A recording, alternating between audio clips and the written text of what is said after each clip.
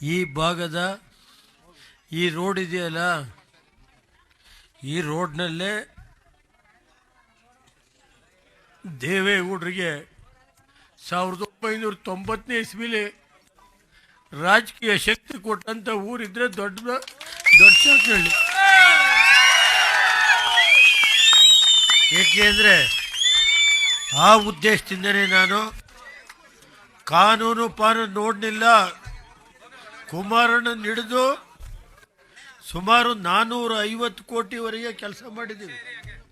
ಇದೊಂದು ಹೋಬಳಿಗೆ 450 ಕೋಟಿಗೆ ಮಿಗಿಲಾಗಿ ನಾವು ಸುಮಾರು 140 ದೇವಸ್ಥಾನಗಳಿಗೆ ಇವತ್ತು ಕೆಲಸ ಮಾಡಿ ಕುಮಾರಸ್ವಾಮಿಯಲ್ಲಿ ಮಾಜಿ ಮಂತ್ರಿಗಳಿದ್ದಾರೆ. ಯಾಕೆ ನನಗೂ ಸ್ವಲ್ಪ ನೋವಿನಿಂದ ಹೇಳ್ತಾ ಇದ್ದೀನಿ, ಈ ರಾಜ್ಯದಲ್ಲಿ ಇಂಥ ಕೆಟ್ಟ ಸರ್ಕಾರ ನಾನು ನೋಡಲಿಲ್ಲ. ಕಾಯ್ತಾ ಇದ್ದೀನಿ, ಬಡ್ಡಿ ಸಮೇತ ತೀರಿಸೋವರಿಗೆ ರಾಜಕೀಯದಲ್ಲಿ ಯಾರ್ಯಾರ ಅಧಿಕಾರಿಗಳು ಯಾವ್ಯಾವ ರೀತಿ ನಡೀತಾ ಇದೆ ಗೊತ್ತಿದೆ. ಕೆಲವು ರೋಡ್ ಬಗಸ್ತಾವ್ರೆ. 15 ವರ್ಷ 20 ವರ್ಷ ಇದ್ದರೆ ಯಾರೋ 15 ವರ್ಷ ರಂಗನಾಥಪುರ ಅಂತ ಹೇಳಿ ವಿಲೇಜ್, ನಾಚಿಕೆ ಆಗುತ್ತೆ. ಪೊಲೀಸ್ ಇಲಾಖೆ ಇದೆಯೇನ್ರಿ ಇಲ್ಲಿ ಜಿಲ್ಲೆಯಲ್ಲಿ?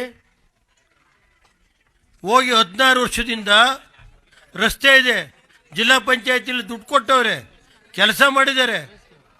ಇಡೀ ಊರಿನ ಮೇಲೆ ಕಂಪ್ಲೇಂಟ್ ಕೊಡೋಕೆ ಹೋಗ್ತಾರೆ.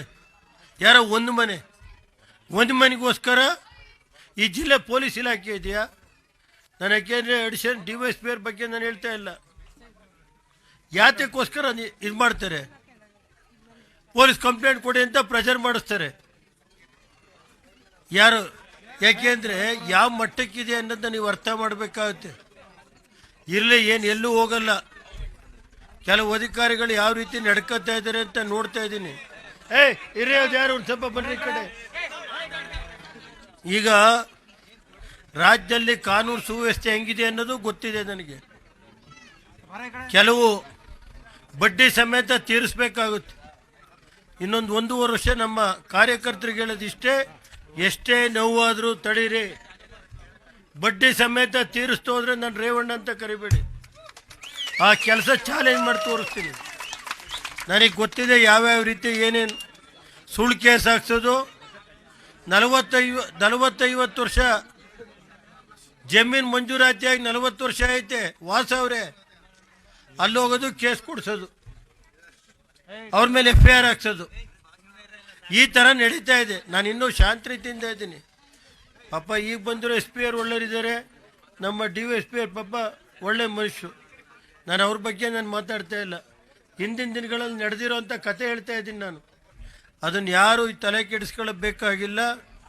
ನಾನು ಹೇಳೋದು ಇದು, ಈ ರಸ್ತೆ ಒಂದು ಸ್ವಲ್ಪ ಇರ್ರಿ. ಈ ರಸ್ತೆ ಇದೆಯಲ್ಲ, ಸ್ಟಾರ್ಟಿಂಗಿಂದ ಎರಡನೆಯಿಂದ ಹಿಡಿದು ಒಂದು ಸ್ವಲ್ಪ ಬನ್ರಿ ಈ ಕಡೆ, ಕಬ್ಬತ್ತಿವರೆಗೆ ರಾಜಕೀಯ ದೇವೇಗೌಡರಿಗೆ, ಅವತ್ತಿನ ಕಾಲದಲ್ಲಿ ದೇವೇಗೌಡರು ರಾಜಕೀಯ ಮುಗಿದೋದ್ರು ಅನ್ನೋ ಕಾಲದಲ್ಲಿ ಶಕ್ತಿ ಕೊಟ್ಟಂಥ ಯಾವ್ದಾದ್ರು ಗ್ರಾಮಗಳಿದ್ದರೆ ಇವತ್ತು ಎರಡನೇ ಗ್ರಾಮ ಇರ್ಬೋದು, ದೊಡ್ಡ ಬೀಕ್ನಳ್ಳಿ ಇರ್ಬೋದು, ಚೆನ್ನಂಗಳ್ಳಿ ಇರ್ಬೋದು, ಕಬ್ಬತ್ತಿ ಇರ್ಬೋದು, ಅಂಕಪುರ ಇರ್ಬೋದು, ಸತ್ತಿಗರಳ್ಳಿ, ಮಾದಾಪುರ, ಸತ್ತಿಗರಳ್ಳಿ, ಕೊಪ್ಪಲು, ಅಂಕನಹಳ್ಳಿ, ಇವೆಲ್ಲ ನಾವು ಮರೆಯೋಕ್ಕಾಗಲ್ಲ. ಆ ಉದ್ದೇಶದಿಂದನೇ ನಾನು ಅಧಿಕಾರಕ್ಕೆ ಬಂದ ದಿವಸನೇ ಈ ರಸ್ತೆಗೆ ಎಷ್ಟು ಹಣ ಬೇಕೋ ಇದಕ್ಕೆ ಪೂರ್ತಿ ಹಣನ ನಾನು ಕೊಟ್ಟಿದ್ದೀನಿ. ಈ ರಸ್ತೆ ಅಲ್ಲಿಂದ ಹಿಡಿದು ಅಂಕನಹಳ್ಳಿವರೆಗೂ ರಸ್ತೆ ಎಷ್ಟು ಹಣ ಬೇಕಾದರೂ 3 ಸಾರಿನೂ ನಾವೇ, ಕುಮಾರಸ್ವಾಮಿ ನಮ್ಮ ಶಾಸಕರಿದ್ದಾರಲ್ಲ, ಮಾಜಿ ಮಂತ್ರಿಗಳು, ಅವರು ನಾವು ಇಬ್ಬರೇ ಸೇರಿ ಈ ರಸ್ತೆಗೆ ಏನಾದ್ರು ಹಣ ಕೊಟ್ಟಿದ್ರೆ ನಾವು ಇಲ್ಲಿ ಈ ಜಿಲ್ಲೆ ಕುಮಾರಸ್ವಾಮಿ ಸೋಲ್ಬೇಕಾಗಿದ್ರೆ ಕುತಂತ್ರದಿಂದ ಸೋತಿದ್ದಾರೆ ಅಷ್ಟೇ, ಇನ್ನೇನಿಲ್ಲ. ಕೆಲವು ವ್ಯಕ್ತಿಗಳು ಒಳಗಡೆ ಇದ್ದು ಮೋಸ ಮಾಡಬಹುದು, ಕುಮಾರಸ್ವಾಮಿ ಸೋಲ್ಸಿರ್ಬೋದು.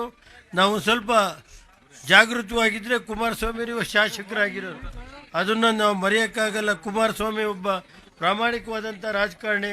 ಅವರು 3 ಬಾರಿ ಗೆಲ್ಲಿಸಿದಿರಿ.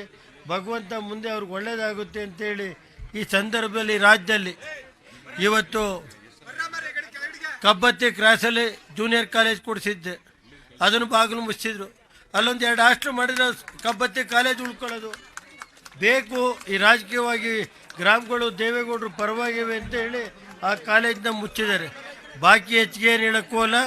ಕುಮಾರಸ್ವಾಮಿಯವರು ಮಾತಾಡ್ತಾರೆ, ನಮ್ಮ ಮಾಜಿ ಮಂತ್ರಿಗಳು ಕುಮಾರಸ್ವಾಮಿಯವರು ಮಾತಾಡ್ತಾರೆ, ಮತ್ತೆ ರಾಜ್ಯದ ಮಾಜಿ ಮುಖ್ಯಮಂತ್ರಿಗಳು ಮಾತಾಡ್ತಾರೆ ಅಂತ ಹೇಳಿ ನಾನು ಮಾತು ಮುಗಿಸ್ತೇನೆ.